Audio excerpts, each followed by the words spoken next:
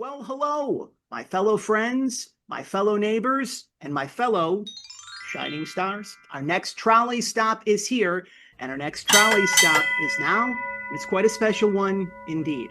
Welcome back to another all-new episode of PR from the Heart Children's Book Spotlight Series. To be precise, we have reached episode number 250. That is the 250th episode here at the Children's Book Spotlight Series.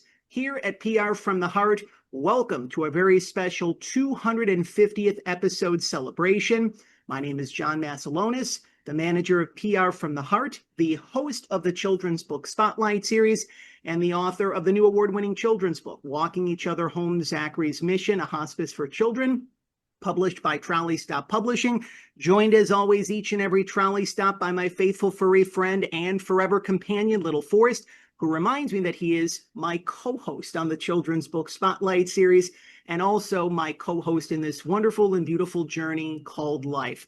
We are super excited to spend some quality time with all of you, wherever you are, wherever you may be. Of course, if you are continuing to settle into the back to school season as well, boy, we've come a long way. It's taken many trolley stops, many years, many present moments, many treasured experiences to get to this particular moment in time.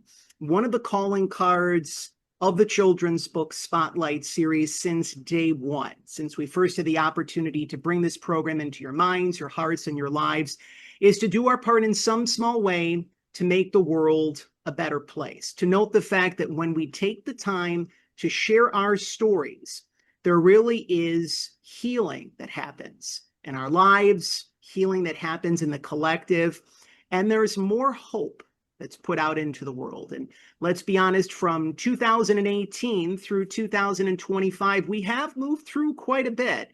We've moved through everything, including a pandemic, Trump presidential. We try not to get political, as you know, on here, the Children's Book Spotlight Series. But we've also moved through a lot of good. We have had such amazing authors over the years pour their hearts, not only share their inspiring stories, the release of their brand new children's books, middle grade books. We've really put more love out into the universe, which is really needed now more than ever before.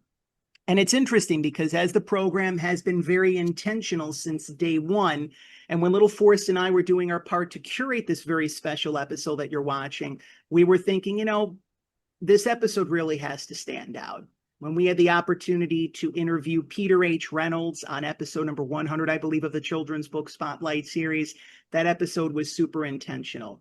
And especially for all of our friends and neighbors in Southern California, we've moved through maybe, we're not trying to play compare and contrast here, but we have moved through quite a bit, especially our friends and neighbors out in the greater Los Angeles area over the course of the last year and several years in the process.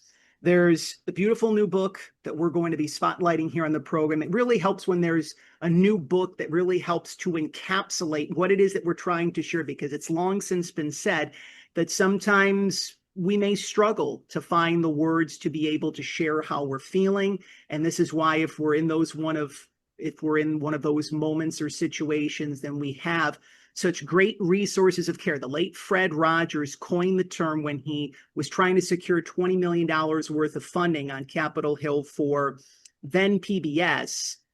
He used the term resource of care. And the book that we're going to be sharing that really is reminding us that hope is needed more than ever before, and that hope can spark healing. We're going to be doing our part to spotlight and showcase here on episode number 250 of the Children's Book Spotlight Series. Plus, the trolley does not have to travel very far. We have literally traveled across the country and around the world here on this program. And so when the trolley doesn't have to travel very far, it literally goes from San Diego to San Diego. In the words of Fred Rogers, is such a good feeling. We encourage all of you once again, our listeners and viewers, our friends and neighbors, and of course, our fellow shining stars, to head on over to the official website of our featured guest here on episode number 250 of the Children's Book Spotlight Series, the link of which we've included in the description below. If Amazon.com is your preferred online vehicle of your choosing, you can purchase, read, and enjoy your copy of Spark. It is now available, one of the many ways that you can pledge your support for our featured guest here on the Children's Book Spotlight Series.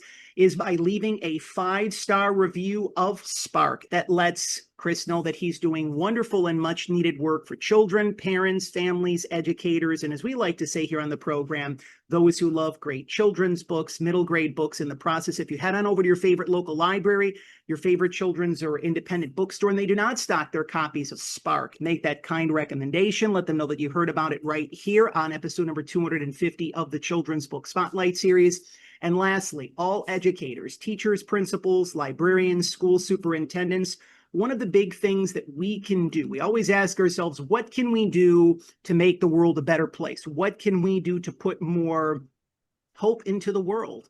Well, that also all begins by facilitating author school visits with Chris in your classroom, not only during this 2025-2026 school year, but beyond, because there's something that happens when children and students and classrooms can connect with authors across the country and around the world, because children really know that not only they are our future, but they are our present. So again, the trolley doesn't have to travel very far. We head from San Diego to San Diego, and look at this beautiful picture that we're now sharing on screen. Just two San Diego guys who are just trying to make the world a big difference, coming off the heels of the KPBS San Diego Book Festival. Special thanks to the team at Warwick's for facilitating such a great chat, in addition to a book signing at the KPBS San Diego Book Festival. We're very blessed and fortunate to really have one of the jewels in the world of literature in our very own backyard. Joining us is our featured guest here to help us celebrate the 250th episode celebration of the Children's Book Spotlight series, award-winning middle grade author and professor, the author of the new book, Spark, Chris Barron. Chris, we appreciate you spending some quality time with little Forrest and myself. How are things with you today? Great. Thank you so much for having me. I feel so fortunate to be part of this 250th episode. Congratulations. It's not an easy thing to try to spread joy and hope in the world and remind us of those good things. So I'm glad to be a part. Yeah, thank you. You're most certainly welcome, Chris. And just one brief housekeeping note, of course, for those who are new to the program or for those who have been here since day one, one of the many ways that you can pledge your support is, and it looks in different ways, shapes, and forms. One of the many ways that you can pledge your support, not only for Chris, as well as us here at the Children's Book Spotlight series and PR from the Heart. If you haven't had the chance to do so, you can subscribe to our official YouTube channel, join the near 30,000 members of the PR from the Heart family, our loyal YouTube subscribers. And of course, not only can you subscribe to our official YouTube channel, but you can share this very special trolley stop that you are now enjoying and share it on your favorite social media platforms of your choosing, whether it be Instagram, whether it be Facebook, whether it be X, whether it be TikTok. We go old school. You can even say, tell a friend, because before the world of social media, it's how the world of books actually got out there. You tell a friend and you tell a friend and you tell a friend in the process. So again, we appreciate your continued support of the program since day one. We'll be reminiscing through the course of our conversation with Chris as well. Chris, one of the big things that we are about here at the Children's Book Spotlight series is origin stories. The cool thing is that there's a minimum of 2 origin stories on a Children's Book Spotlight series. There's the origin story of the author. There's the origin story of the book that we're sharing. And it's interesting because when people think of the Children's Book Spotlight series, traditionally they think of picture books. There has been a select number of middle grade authors that we've had over the years, but all books are needed more than ever before. And we'll talk about that as well, too. Could you share with us where your journey began? Because many people know you and your work. You're one of the most trusted voices in the world of children's literature and just literature in general. But obviously, when we talked about this in the PR from the Heart Green Room, we're still learning and meeting new people each and every day. So there are people that are finding about your work and learning about your work for the first point in time. Could you share us really where it all began for you and when you knew that a large part of your mission and your purpose was meant to better the lives of children and bring families and communities together in the process? I like that, the origin story. I talk a lot about that. In fact, I love origin stories. I'm a big comic book fan. So I always, when I hear origin story, I always think of that. But for me, in 2012, I wrote a book of poems that was called Under the Broom Tree, and it was part of Lantern Tree, which was 4 books of poems. And, you know, we went and did our book release, the 4 of us, in this essentially an anthology. and we read our poems in the book release. It came out through CityWorks Press, and definitely not for kids. However, I would say it wasn't not for kids in the sense that the themes of hope and resilience and joy were present, but presented in more of an adult themed kind of package. But I was out there and I was reading, and I read a poem, and if it's okay, I'll just recite a few lines of it. Basically, it's called First Kiss, and the first lines are, "Fat kids don't have girlfriends. Friends, yes, but never kissing." And when I read that poem, I remember I saw one of my friends who's a pretty well-known, middle grade picture book YA author who I've known for a long time. I saw his eyes go wide, and he grabbed me after that event. He's like, "Dude," very San Diego, right? "Dude, you have to write middle grade books." And I thought, like, what do you mean? What's a middle grade book? But of course, I knew what middle grade books were and what they are. Those are the books that changed my life. I read Bridge to Terabithia, and I learned that it was okay for me to have emotions. I had read Chronicles of Narnia and all the Lord of the Rings, and certainly many, Judy Blume, so many books. And he started recommending books to me, and I read Brown Girl Dreaming by Jacqueline Woodson, and I realized there are stories to tell that speak directly to the hearts at the age that matters most, because those stories bubbled up into my psyche. And so I started writing the story that came out of that poem, and it ended up becoming my debut novel, which was All of Me, which is the story of Ari Rosenzweig, who's a kid who's been teased and bullied about his weight his whole life.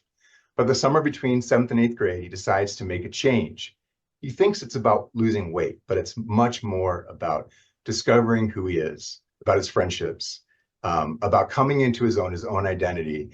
And so I feel like this book is the result of my origin story, and that really kicked off then what would become many other books. The fact that, again, you're very dialed into your emotions, and this is something that I definitely want to take the time to cover through the course of our conversation as well, because, let's be honest, it's long since been said that the only way out is through. And when we feel our emotions, when we express our emotions, and when we feel our feelings, we can feel that much more integrated, that much more whole, healed. But there's times where it's like, that's the last thing that we want to do, especially, as we're stepping into our more formidable years, whether it be during childhood or during adulthood. Even though we would love to have life be rainbows and gumdrops, right? Like, that would just be great. If life were all just rainbows and gumdrops, it would be, like Willy Wonka and the Chocolate Factory, literally and figuratively. But even Willy Wonka and his Oompa Loompas, they had challenges along the way. And so in life, we have the polarity and the contrast.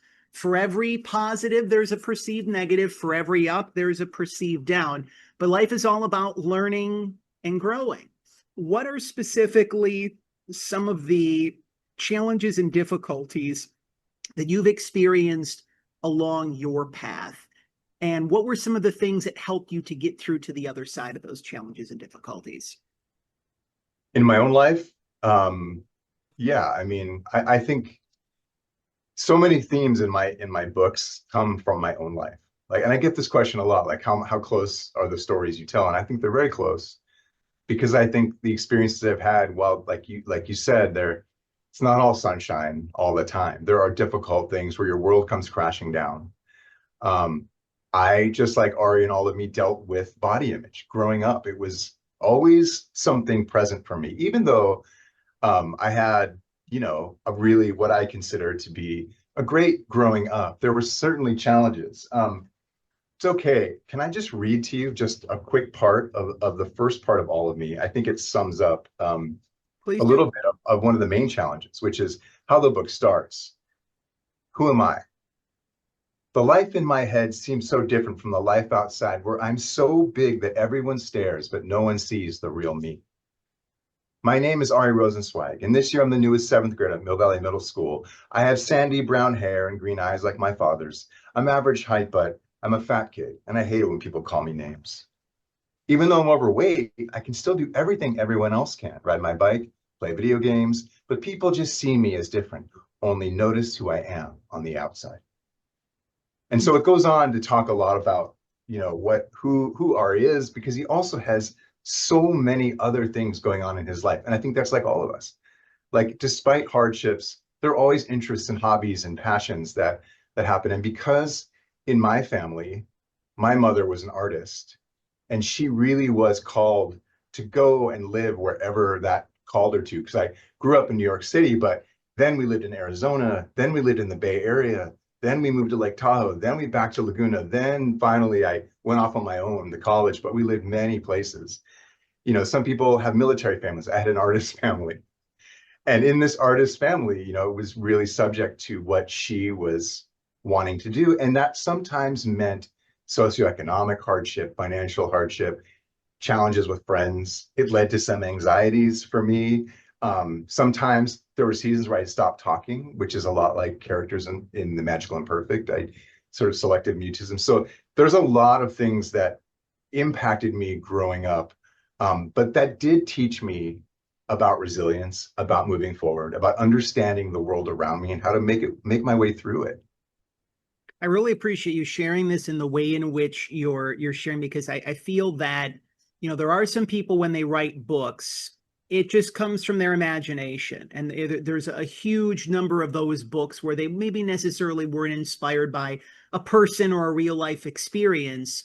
But when the book is inspired by a personal connection or an experience, real life, it really adds that much more of a compelling dynamic. It can even make the story that much more inspirational, because especially with some of the messages and the themes and the anthems found in Spark, and we'll talk about this as well, especially for those here in Southern California, like we move through wildfires quite a bit. I want to take the time to also acknowledge something that we just briefly kind of alluded to through the course of our conversation thus far, is the importance of your writing being very intentional.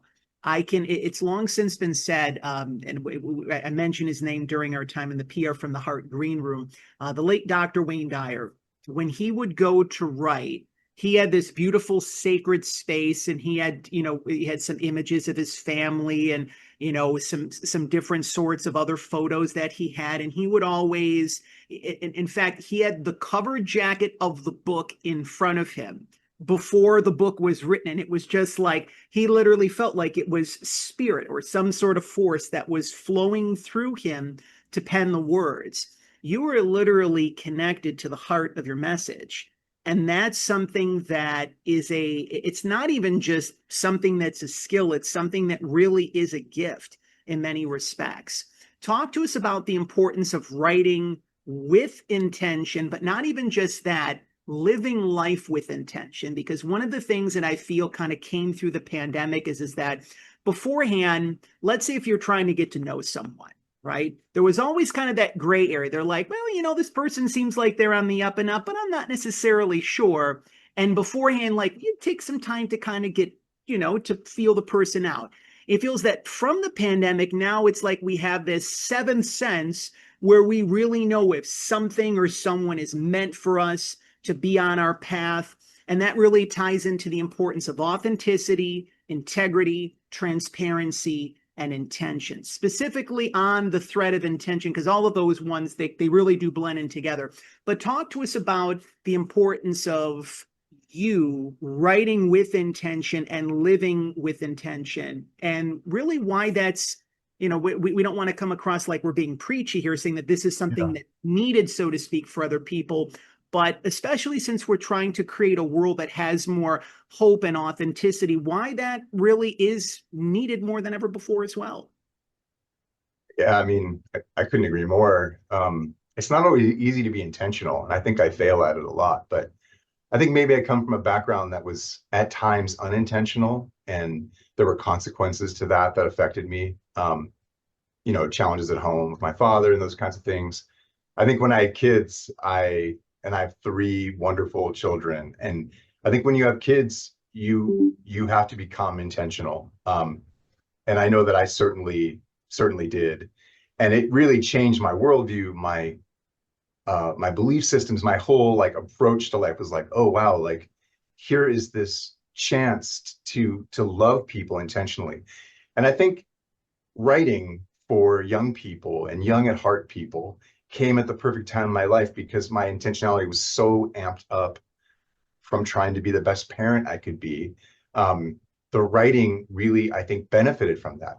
And I want to say too, just about form in writing. I've always been a poet. I did my MFA in poetry at SDSU, and I, absolutely love poetics. I often say that writing in verse is my native language. Three of my books actually are verse novels, including Spark. So Spark, my latest book, is also a verse novel, and there is no more intentional form, in my view, than verse, because you're writing a story, a full story with plot, character, setting, point of view, theme, conflict, everything, but it's done in the fewest words possible with white space on the page, using different forms of poetics, trying to shape words into concrete poems, trying to say just enough, trying to review and view the internal landscape of characters in a way that only verse can do. So verse is just a form that I absolutely love because it is so intentional. And this is something that, again, as our listeners and viewers, our friends and neighbors, and our fellow shining stars take the time to read and enjoy Spark, they're also going to be able to not only connect through verse, but to really connect to the heart of the story and the heart of your message and what it is you're trying to share and communicate. Right. One of the favorite points of a children's book spotlight series is episode when we get ready to crack the cover and dive into the pages of the book that we're spotlighting and featuring on the program. So once again, joining us is our featured guest here on the 250th episode celebration of the children's book spotlight series as part of the kickoff of our 7-year anniversary celebration of the program is award-winning middle grade author and Professor Chris Barron. We're ready to crack the cover momentarily and dive into the pages of Spark. Again, we encourage all of you, our listeners and viewers, our friends and neighbors, and of course, our fellow shining stars, to head on over to Chris's official website, which we've included in the description below. You can also head on over to Amazon.com if that's your preferred online vehicle of your choosing. Be sure to leave that 5-star review for Chris, because that lets him know that he's doing wonderful and much needed work for children, parents, families, educators, as we like to say here on the program, those who love great children's and middle grade books in the process. If you head on over to your favorite local library, your favorite children's or independent bookstore, and if they do not stock their copies of Spark, make that kind recommendation. This is our little tip of the cap that we've had for the past 7 years. Let them know that you heard about it right here on the Children's Book Spotlight Series as part of our 250th episode celebration.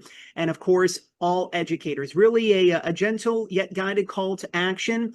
One of the best ways that you can do your part to spark hope in the minds and hearts of your students is by facilitating an author's school visit with Chris. You can connect with him via his official website, which again, we've included in the description below. Whether you're a teacher, principal, librarian, school superintendent, whether you're in San Diego or Scandinavia, the message of hope and really just creating that spark, because that's really all that it takes, is just to take that spark. One of the best ways that you can do your part to be able to help your students as part of the 2025-2026 school year and beyond is by facilitating an author's school visit with Chris. This story, it's powerful. And in many respects, one of the things is that when you are a middle grade author, one of the things that I really love about this book specifically, as well as middle grade books in general, is the fact that there are no illustrations. And I love picture books. It's kind of like the bread and butter of PR from the Heart, the bread and butter of the Children's Book Spotlight series. But in many respects, you're able to create illustrations in your mind's eye, in your heart. So in essence, you're relying on the words, and you can literally create your own story within the story, so to speak. It's interesting because, again, for those who are new to the program or just new to the world of children's literature, a story such as this, it's not just written in a day and it's published tomorrow. There's a whole process that's involved. I remember earlier this year being at the NBC studios in LA for a featured in-studio television interview, literally hours before the wildfires broke out. And then realizing I was so lucky to get home and to not have to get stuck in Los Angeles, but the people in Los Angeles have moved through a lot. So I bring all of this to the forefront because this book obviously this was created, it was written long before the wildfires happened. But it definitely makes it that much more of a topical story. We're going to talk about that a little bit more momentarily, but talking about now the origin story of spark? Because again, there's the universal message of hope and using that spark to create hope, but then there's messages that are within the message. Could you share with us where this story, the origins of this story, where it literally first came to mind and heart, and when you knew that this particular message needed to be shared with the world? Yeah, I mean, it's true what you say, by the way. I think people say, how did you write such a timely book? And I think I didn't just write it. It's a process of years really to write a novel and to revise it. But I think for this book in particular, there are two things that come up as origin story. One is my own dealings with wildfires. In 2007 was the Witch Creek fire in San Diego, and where we had just bought a new house. My wife and I had been living with our one kid, and we were living in Ocean Beach by the water, surfing every day. We realized, oh, we have another child. Maybe we can move a little bit and get a house. And we were thankfully able to. And I remember we had pulled up to the house, and I had my littlest brand new baby daughter just born and my other kid in tow. And I saw a fire like a snake winding down the mountain across from our yard. And it was this one of the largest fires in San Diego history. And then we got the call to evacuate. And so we went right back to the beach, which also felt horrific because it was part of the Santa Ana winds that blow from the east, from the desert to the west to the ocean, and it was raining ash. And so I knew then I had to write something about this. And it culminated in many poems that I'd written about that time. But what had happened was it destroyed some of the most beautiful forest land that's to the east of San Diego. The Cleveland National Forest, above Paso Picacho Campground, the Cuyamaca Mountains, places where I had spent so much time. I love hiking. And so I was sitting there, I was hiking there, and I saw a grove of trees that were untouched. And this is after the fire. And I sat down in the middle of those trees, and it felt like I was in the heart of the forest. Like something magical, wondrous had happened where this part of the forest had actually survived. And now every time I've gone back since then, there is new growth, there's new life. There's oak trees now that are 8 feet tall, that where there once was just decimated. To see the power of that regrowth, of that life, and then this like new life blending with that old original forest, made me think of this story. Initially it was called Forest Heart. And I thought, this is the name of this book. And for the longest time, it was Forest Heart. And I imagined, Finn and Rabbit are the main characters of Spark. And they're so beautifully placed on the cover. You can see them there, by Tom Cole, who did the cover. And they, I would imagine, like, what would it be like to have discover a place like this where things were as they originally were? And so that was a story that was brewing in my mind. And then fast forward a little to the pandemic, we were all, like, as you mentioned earlier, we were kind of reacquainting ourselves with each other, with our friends and families, creating pods, finding new activities. And I started watching, a YouTube channel that was a webcam, a trail camera, in Pennsylvania, Bob's Trail Camera. It's really well known. It's just animals coming over a log on the river. And it was just so entertaining for the family. And so that also translated to these kids. And just like in Spark, Finn and Rabbit love the forest, each in their different ways. And they love trail cameras. And their goal was to get the beauty of the world they love out to the larger world by setting up trail cameras and showing those to the world, so they could see into this beautiful place and maybe care about it more. But of course, then there's drought and dryness, and the water's drying up, and the animals are acting funny. And of course, then the fire will come. You also took the time, and this is again, going back to any kind of interview that we have done here in the Children's Book Spotlight series over the last 7 years, and just anything in life that we do, preparation is key.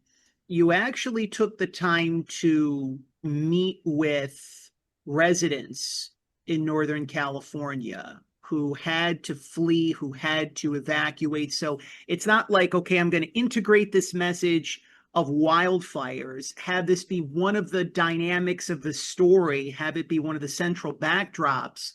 and not necessarily do your research. I'm sure that the book could have been great without the research, but talk to us about, because this goes back to the intentionality thread as well too, knowing the fact that in order for this book to truly stand out, and it feels that maybe like your future self maybe had some sort of a little intuitive ping about like, okay, there could be some wildfires happening in the future, and even just someone who's navigating through a wildfire, even someone who's moving through trauma. We'll talk about that as well too.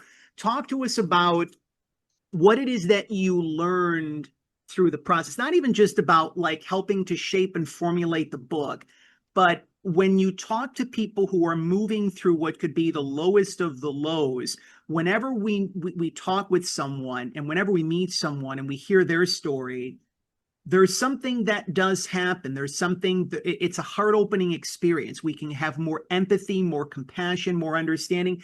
Take us through that time when you were putting this book together and meeting some of the residents in Northern California who were impacted by some wildfires. Yeah, I mean, it's a really great point. I think, at its heart, it's true. Like, it's a story about these kids and their families and what they go through. And the book is in these, separate parts, sort of life before the fire, and then the fire comes, and then they have to evacuate and live evacuated and escape, and they live evacuated, and then they have to return to discover the normal. But to filter into those parts of the book and in their lives, I tried to take all the people I met, all the research I did, all that I learned, and infuse it into their story. And sometimes I wish I could just take all the people I met with me, because it was incredible and so dear to talk to residents who had lived through some of these fires, where their whole worlds had changed, their whole lives had changed in an instant. In writing books, we often talk about raising the stakes for the characters so that the reader can connect. And it's not always easy to do, because you don't want to put your characters through something so hard. But I had to make a choice that what Finn and what Rabbit go through is very challenging, because it is really challenging for those of us and who have gone through something like a wildfire. And that's what I discovered interviewing people and talking to people who were so generous to share their stories about what it meant to leave everything they knew and everything they understood and hold on to hope. And I talked to people who stayed and fought. I talked to firefighters, wildland firefighters, and what they go through on a daily basis, how they have to prioritize the things they've seen, park rangers, national parks officers, like just up and down, top to bottom, people who have lived through these situations and experienced things that most of us can only imagine. So we talk about bravery, courage, resilience. I just was blown away every time by talking to them. So what started as research that I hope to use in the story became actually like inspiration, and had to become characterized by the characters in the book. So some of the firefighters, for example, come from the real firefighters I spoke with. I talked to indigenous, tribal liaisons about what are the native ways to fight fire and how do they interact with the story. So there was just a lot of learning about all these different aspects that try to make their way into the story. And of course, you can't get everything in, because then the story might get bogged down, and it's not a 90,000 word novel. So, there was a lot that I wish I could have put in there, and previous drafts certainly had so much of that research infused, but I really tried to honor the people I talked to by giving life to them. And one of the ways, and I'll stop here, is just, especially what goes on with Finn. His dad is out of work. And this is true for so many people who live in these fire-prone areas, is that jobs are hard to get. And so when a thing like new development comes after the fire, that can become an incredible opportunity for work for those folks who live through that. But at the same time, it contradicts the natural healing of the land. So what do you do in that situation? And that's something that I hadn't planned on putting in the story, but was so prevalent in everyone's story that I felt that had to become part of Spark. And I'm That's really glad that you were able to have that experience. I can only imagine that it was heart-wrenching yet heart-opening at the Yeah. same point in time. and knowing the fact that the energy and the heart of their stories is really bottled and encapsulated through the pages of hope. Also, one of the beautiful things that we've had the opportunity to connect with over the last 7 years is without characters in a story, it's just kind of like words on a page, right? It's kind of like a story, but it's not a story at the same point in time. And knowing the fact that when you have Finn and Rabbit, which are two super cool names, by the way, right? I mean, it could have been, Joe and Steve, right? And it would have been an okay story if it were just Joe and Steve, but Finn and Rabbit, and they're almost like a yin and a yang. They complete each other, yet they're two individual characters that stand by themselves in the process. But through the story, you really see how they come together. And it's long since been said, like, I remember growing up as a kid, and like when we're growing up as a kid, we want to have so many friends, right? And then you get to a certain point in life and you say, if I only just have one, if I just have one really good friend, I am so darn tootin' lucky. Could you really speak to the thread of bringing these two characters to life and really how they're reminding us of the importance of having that great friendship with someone or someone's, but also reminding us how the most important friendship that we have is the relationship that we have with ourselves and our own emotions and our own feelings? Yeah, I mean, you said it. I mean, I think there's a lot of emphasis for kids on their friend group and who they get to be with and hang out with. And certainly Finn and Rabbit have a small friend group, and there's always an oppositional friend group. That's just regular middle school, even high school dynamics. But Finn and Rabbit, you're right, they are very tight. They call themselves the heart and the mind. Finn is the mind. He likes planning and he likes figuring things out, and he's really interested in science. Rabbit's uncle, Uncle Charlie, is he's the science teacher and he's an ecologist. And so Finn is really drawn to that. And Rabbit is the heart. If she could, she would run into the forest and sleep there every day. And so it's only natural that Rabbit, becomes the activist of the story. But they do, like you said, complete each other. They're there for each other in a way that deep, good friends can understand one another without saying a lot of words. And there's also like a natural caring for one another that as kids, as they're growing up, they're very locked into their like immediate family and their parents or their extended family, uncles, aunts, cousins, as they get older. But around middle school, you start to feel that found family feeling. And that's what Finn and Rabbit experiences, that togetherness, that love for each other. And that's what makes it so difficult when they're separated in the story, and hopeful when they maybe come back together finally. And of course, there's Thorn, Rabbit's dog, who's thrown in is also part of their family. It's something that, again, when you take the time to, this is again one of the great things that really stands out about the book is that we really have to do our part to pay more attention when we're reading a middle grade book, because again, oftentimes the illustrations of a picture book, let's say if we're not necessarily being fully present and in tune, it's like, okay, well, there's this, and we go to the next spread and things of that nature.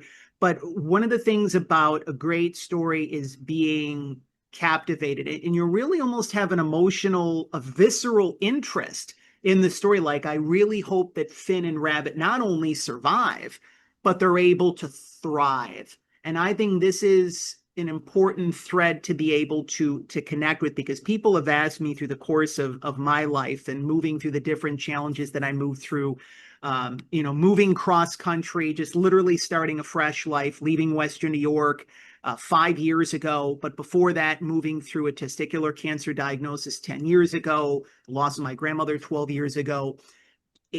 Holding on to hope is something that can sound cliche, but it's really knowing that the best memories and moments of your life have not happened yet. And for someone moving through the throes of the throes, right, sometimes that can sound a little condescending. You don't want to go to someone who's lost their home in a wildfire and say the best memories and moments of your life haven't happened yet.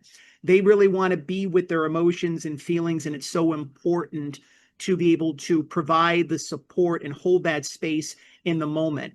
Could you really also speak to the thread as well too of, and you share it beautifully actually on, this is like hands down probably one of the coolest bookmarks that I've ever seen. It shares hope is pine cone scales opening wide, the seeds flying off into the wind.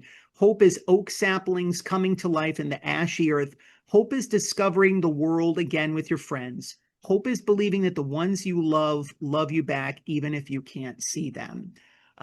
We always like to try to be able to provide some useful information in some way, shape, or form through the course of a children's book spotlight series episode, whether it be in the form of tips, tools, and strategies, whether it be in the form of just words of encouragement, because again, we don't want to sound condescending or preachy in any way, shape, or form. For those who are moving through trauma right now, it can either be wildfire trauma, it can be a health-related trauma, it can be the loss of a loved one. It's really important to be more compassionate. It's just kind of like a prerequisite now, like, in order to be able to be a good human being and really survive and thrive, empathy and compassion are really where it's at. What would be some words of encouragement and support that you would like to share for those who are navigating trauma in their own individual ways right now at this point in time? I mean, it's people often ask me like, Chris, why do you write about tough topics? And I don't think of it that way. This is what came up as you were talking. Like, I don't think about it writing tough topics. I think we just experience tough things in life. And those are the stories I needed as a kid. And so I'd like to think books that I write, and especially with Spark, which, is a story of kids escaping a wildfire and changing the place they love and the people they love forever and returning to what is a new normal, is really the story of, trying to find everything of who you are. Like for Finn in particular, his great grandpa, Phineas Katz, was a Jewish immigrant.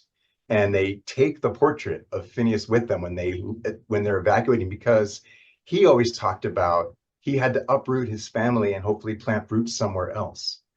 And it was very challenging for him. And certainly Finn, generations later, feels that as well, that is he being uprooted? And can he plant roots again in the place that he loves? And Rabbit too experiences her trauma. And I think that message of hope that they find is that new spark of resilience, that they hear messages from firefighters, from the adults, from the parents, that there is going to be hope. And what I found so fascinating is in the research we mentioned earlier, that all the people I talked to, regardless of what they had been through, had an unbelievable amount of hope overflowing. That they weren't taught, yes, climate is in trouble and there's all these challenges and we know that and we need to battle it. And there's activism that comes from that. Certainly in this book, it's about climate change and about what can you do? What can kids do against something so big? But the overall message is that you can do something, that you do have a voice, whether it's yelling, save the forest, like Rabbit does the top of her lungs and draws acorns and chalk and gives out pins and stickers. Or if it's going to the city council meeting like they do, or listening to firefighters tell them that, remember, it's not as bad as it seems. Remember that things will get better. And that is often the story. And I just want to say one more thing that I think is just a plug for books in general, is just that in like a world of very fast moving reels and stories and sound bites, which I love, and especially the humorous ones, something special about a book that takes time to sink into and to live in a world for just a little while and come out the other side after you've experienced all the emotions and feelings. You come out the other side changed. That's the magic of a book, and that's where the hope comes from. So, and it's being able to note the fact that, and you encapsulated towards the end of the story when you mentioned the word, and it's in big, beautiful, bold letters, regrowth. mm-hmm. And it's something that, again, it takes time, because whenever you're in the midst of whatever it is that you're in the midst of, you're not necessarily, that somewhere in the back of your mind and in your heart that there will be the rebirth, that there will be the regrowth, that from this good will come.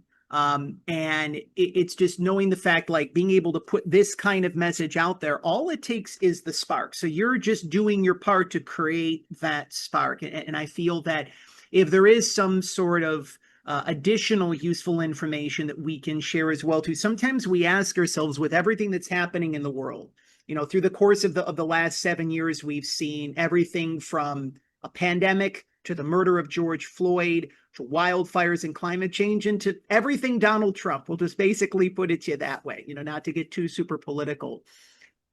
For those who are wondering what they can do, what we can do individually and collectively, what are some simple ways that we can ignite a spark of hope and healing in this world in which we live in? Yeah, I mean, those are big questions. I have two thoughts that come to mind. One is from the book Spark, which I just, if I can just share this, because I felt like your question is answered by Matt, who's one of the firefighters in the story. And towards the end, there's an assembly where, the kids are sitting there and the firefighters are talking to them about, how do you feel about coming back? And this is what Matt says in one of the chapters. After the flurry of questions, Matt quiets us down, puts his hand through his hair. Let me be honest, he says. We never know when fire may come. We understand this already, but I want you to do 3 things. 1, have hope. It's not the end of the world. 2, be prepared and have a plan. And 3, help each other in ways you never have before. So those are Matt's words. And I feel like that's a good way to think about the answer to your question, which is, how can I help someone in ways that I have never done before? And sometimes we think that is like a mainstream thing. We have to find something we have to do. But often I think it comes from more of who we are. Like, what am I good at? And I just want to give one example. And I met with some kids in a school visit, and I was asking them this kind of question, like, what are some big things you can do? Like, oh, I can bake them cookies. That's great. Oh, I can clean their house, or I can do these. Those are, to me, big things. But even write them like a little card. Send them a text that reminds them that they're loved somehow. Make a joke with them. Invite them to have lunch with you. Like, those little things can make a huge difference and spark hope. Because we all know, I think, hopefully everyone listening or watching knows this, like, one kind word can change the whole trajectory of your day. And I think there are plenty of big things to do, but there are lots of little things. And the better we are at those little things, the more we can do together to make those bigger changes. Agree. And also at the very end of the story, interestingly enough, we ask, like, what is it that we can do? You gave some great websites for especially those who have been impacted by the recent wildfires in Los Angeles. The cool thing about before a book goes to print, you can use that last section, those last couple of pages, to add things in case there is more topical or even more relevant things based on what's happening in the midst of the world, so to speak. But you share it beautifully and this is on page 305. In my family, what we try to do is help wherever we can. Yeah.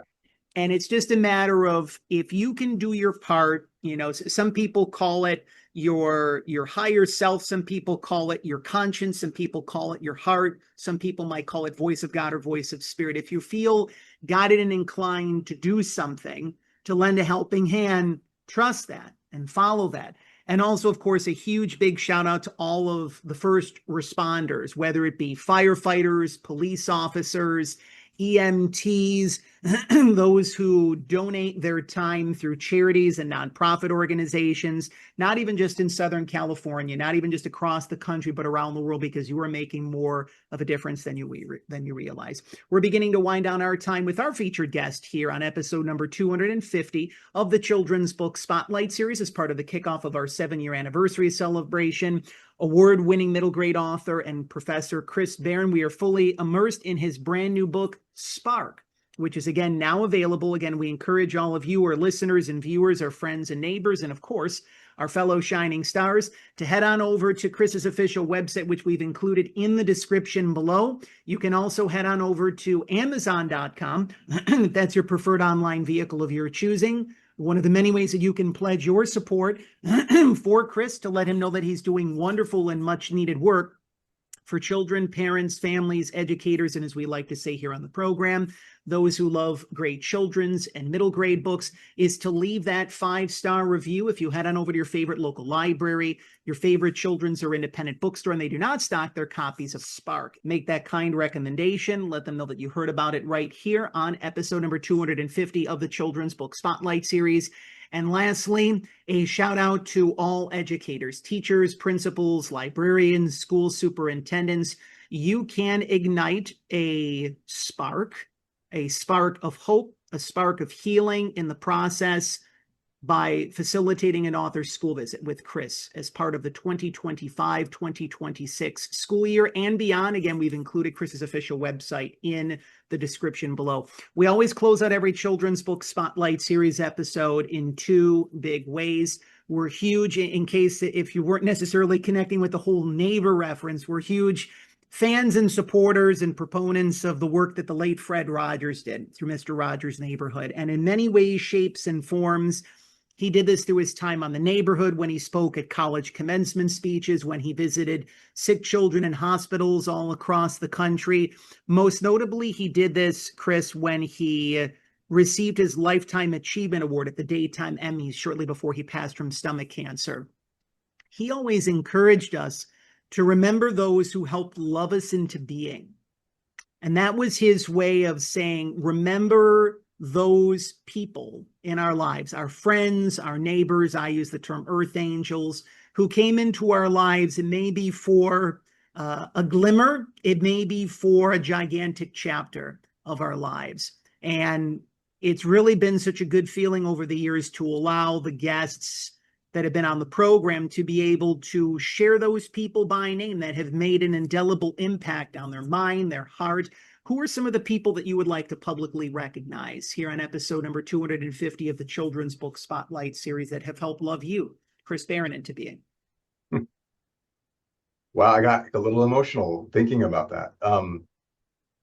There are so many people that I would name, and I think in the context of this, I have an incredible agent in Rena Rossner and a wonderful editor in Liz Zabla at Macmillan, Feiwel and Friends, and so many friends and family in my life that support my endless efforts at storytelling, that sit through many, many book ideas, because they know me and love me and care about me. And I appreciate that. And it's even true at San Diego City College, where I work, where there's colleagues who support me. But most of all, I need to say that it's my wife, Ella, and my children, Sasha, Samaria, and Kaylau, who are the most valuable players in loving me and reminding me of who I am in the silliest and deepest of ways. It's paraphrasing Fred's words that whether the individuals that have helped love us into being are near or far, whether they're still with us walking this earthly plane or shining down, that they're smiling, knowing the work that you are doing and making the world a better place, not even just for young readers, but for readers really of all ages. In addition to, and thank you for acknowledging your family and for sharing them with us. We're also huge Disney buffs here at the Children's Book Spotlight series. It's kind of like a complimentary magic to the magic of Mr. Rogers' Neighborhood. There's something about the Disney magic where it really reminds us that we have the ability to bring to form and shape our dreams, our desires, our goals, our ambitions. We have the ability to fulfill our wishes. And the super cool thing, we have the ability to inspire those in our lives and help them as well too, whether it be friends, family, loved ones, colleagues, clients, fellow neighbors, random passersby. We can inspire them to bring to form and shape their dreams, their desires, their goals, their wishes, so that they can be fulfilled. We go back to the year 1992. It was a great year. We remember the late Robin Williams, and he voiced, of course, the iconic Genie of the Lamp in Disney's beloved animated classic, Aladdin. Since day one of the program, this Genie lamp has gone with us wherever we go, Chris. And so we have a little segment that we like to call three wishes. So, Chris, you have given so freely from your heart to children and to parents and to families and to educators and to those who love great children's and middle grade books in the process. So you are being given three wishes. I think the only automatic disqualifiers, according to the genie of the lamp, you can't make someone fall in love with you. That is to happen organically. And you can't ask for more wishes. These wishes, they can be for yourself. They can be for your family. They can be for the children of the world. They can be for the planet as a whole, as a collective. What would your three wishes be? Wow, this is really big. I've never been asked what are my three wishes. I did want to ask for more wishes, but and of course, you know, I would my big wish would be an end to poverty for all. I'm sure I need to phrase it better, but maybe the genie would understand that. And I think that especially I'm thinking of children, but just an end to poverty somehow that would help the earth. I think, something along the lines of restoring the climate and saving the climate and the natural ecology of the world would be in order as a wish. And I think scaling it down to something that I'm more involved in here directly with children's books that makes me think is that I wish for people to have more empathy in the world. Because I think if there was more empathy, we would be so much better to each other, and that would probably lead and solve so many problems for all of us. It's long since been said that when one's wishes come from one's heart, they have a greater likelihood of coming true. And those wishes, I can definitely feel on a visceral level that those wishes have come from your heart.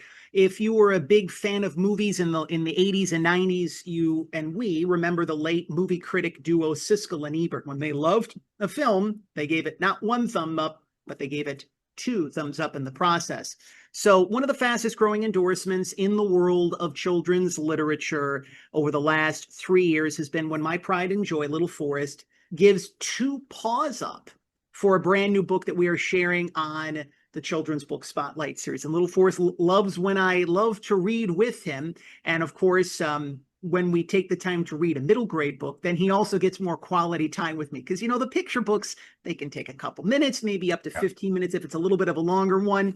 But when it's, if it's a book like Spark, it takes some quality time, even more so, to spend with Little Forrest. But I am proud to share that Little Forrest has proudly given two paws up for Spark. So Little Forrest, thank you for your contribution to Thank you, this Forrest. episode of the Children's Book Spotlight series. And for everyone who has taken the time to wish Forrest a happy birthday. He is celebrating his third birthday this month. For those who are watching this episode in real time, we really appreciate all of your kind and heartfelt wishes for Little Forrest, that this be the most blessed and magical year of his life to date. When we hear the trolley, that means that it is time to go, but fear not, there are many more magical trolley stops to come here on the Children's Book Spotlight series.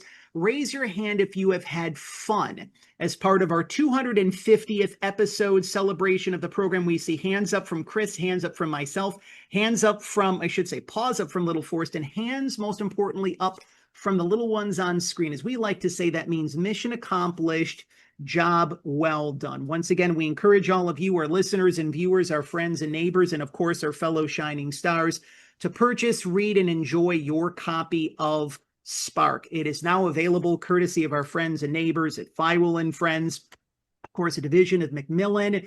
You can head on over to Chris's official website, which we've included in the description below. Keep the conversation going post Children's Book Spotlight series. We've included Chris's social media platforms so you can stay connected with him leading into the final quarter of the year, the holiday season, and into 2026, because Chris is not done. There are likely many more books that Chris will be writing and releasing. And of course, this leaves the room open for a future trip, a future trolley stop to the Children's Book Spotlight series. But of course, for the time being, if you head on over to your favorite local library, your favorite children's or independent bookstore, and if they do not stock their copies of Spark, make that kind recommendation. Let them know that you heard about it right here on the Children's Book Spotlight series. Our 250th episode is part of our 7-year anniversary celebration.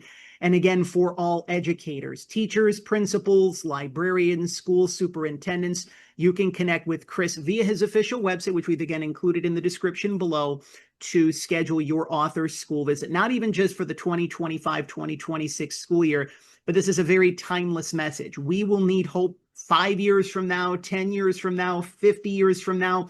We really will need that spark each and every day over the course of these next several years and decades, and just basically as long as we're around and as long as planet Earth will be around in the process. And of course, be sure to leave that 5-star review on Amazon if you haven't had the opportunity to do so as well. But there are many more magical trolley stops to come that I mentioned on, not only as part of the 7-year anniversary celebration of this program, but as we now head into our 8th year, which is just mind blow emoji, of the Children's Book Spotlight series. So if you are a children's author, if you are a middle grade author and would love to share your inspiring story and the release of your brand new children's or middle grade book, just like Chris did here on episode number 250 of the Children's Book Spotlight series, you can head on over to our official website, prfromtheheart.com, or you can connect with us via any of our social media platforms that you now see on screen.